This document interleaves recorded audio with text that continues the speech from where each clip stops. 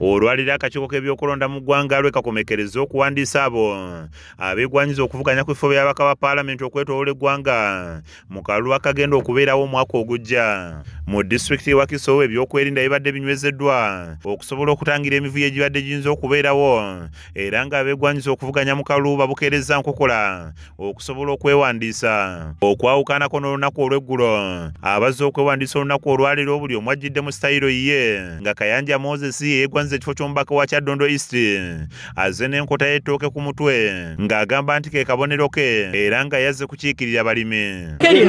Ettooke lino ligatta buli muntu era ke kabonero kenjagala. Nagenda nga bebbomba ku buli LC. Tulina LC 50 mu Wakiso district.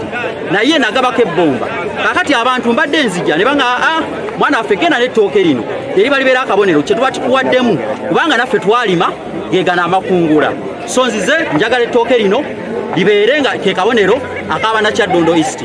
Bibadde biri bityo ennyonyi ekika kya Namunkanga n'etuuka ku kitebe wabula nga tennaba kuuka ku kisaawe esoose kwetooloola kitebe kya disitulikiti nga kino kireetedde abaddewo okuŋŋaana era ng'ennyonyi eno ejjidde mu Khalid Simbwa yeegwanyiza ekifo ky'omubaka wa Kyaddondo East. Wano abamu ku babaddewo bebazizza Simbwa okubaleetera ennyonyi ne basobola okugirabako ng'ebali kumpi nga bagamba nti bulijjo bagirabira mu bbanga. Entebe tulwayo genda ennyonyi zisanze mu Wakiso. Muzeeyi yakyavuga. It's okay. This is my happiest moment.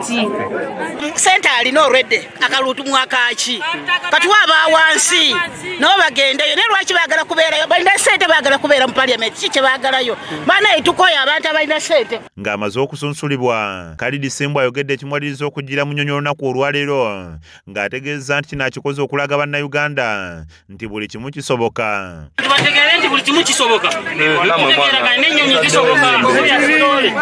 Mu balala abazze okusunsulwamu embadde ne ssentebe wa disitulikiti y'e Wakiso Dr. Matiya Lwanga Bwanika ng'ono asunsuddwa okuvuganya ku kifo eky'omubaka wa Busiro South.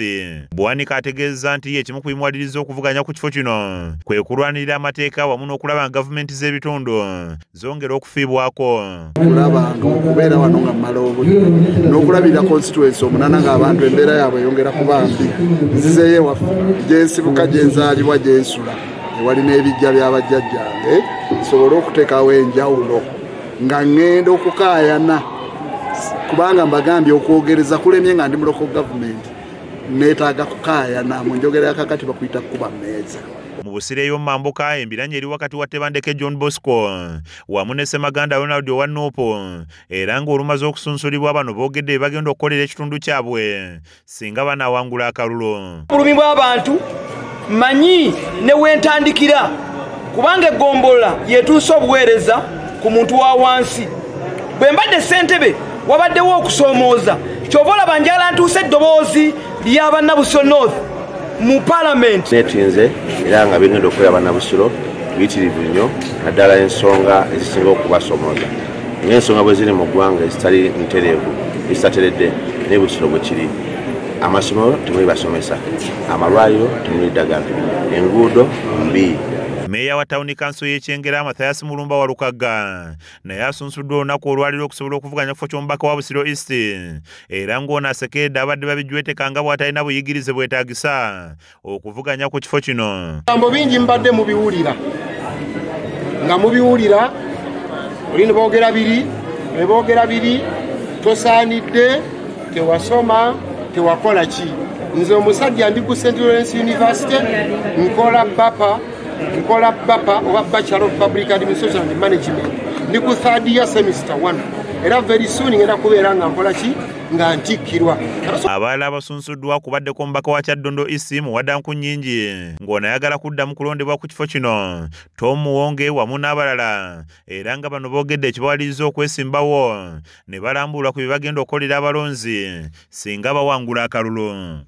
Abamu ku abo batini basasuddwa naye bangi abatannasasulwa njagala okulwana okulaba nga buli kisekinoomu kulandife atannasasulwa njagala okulwana okulaba nga abatuuze baffe mumanyi olukwesikwesi bwawulira Mwami Museveni ng'agamba nti abeerusanja awo benkurokyazi nedda balina abataka gaabwe njagala obalwanyirira nabalemesa okugawamba nga bakwetiga bye bayita bibuffer zone anti mumanyi naye kati njagala kubalwanyirira okubasigane mu mataka gaabwe n'ebitundu ebirala gye bagezaako okubba amataka. Ebyo ebyenjigiriza ebiruma abantu essaawa nga tula ebyenjigiriza biggwawo nga twawula wakati w'abasomesa aba sciences ne arts nedda ebyobulamu nga tulaba eddagala erigabibwa mu malwaliro nti abantu emitwalo 27 egiri e Kasangati ogiwe eddagala erimu ne constituency erina abantu 15,000 b'omutwalo ogumu nedda gavumenti erina okurivisinga embeera eyo. Ssentebe w'akakiiko k'eddembe ly'obuntu mu Wakiso Eri Kasirye wamu n'akulira akakiiko k'ebyokulonda mu disitulikiti eno boogedde ku nteekateeka eno nga bw'etambudde.